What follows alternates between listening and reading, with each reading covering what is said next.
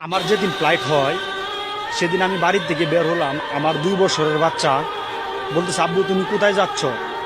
তখন আমার ছেলেকে সান্ত্বনা দিলাম যে আব্বু তোমার জন্য গাড়ি কিনতে যাচ্ছি। যখন আমি প্রবাসে চলে আসি 2 দিন 3 দিন পর আমার ছেলে বলে, আব্বু তুমি কোথায়? তুমি গাড়ি নিয়ে আসো না কেন?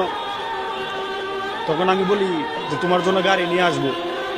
তখন আমার ছেলে বলে কি জানেন, আব্বু আমার অনেক গাড়ি আছে, আব্বু তুমি চলে আসো, আমার গাড়ি লাগবে না।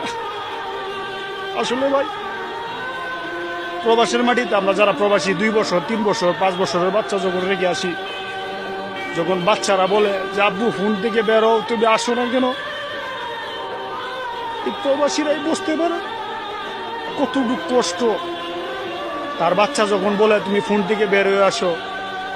আসলে ভাই, আমরা যারা প্রবাসী 3 বছর 4 বছরের বাচ্চা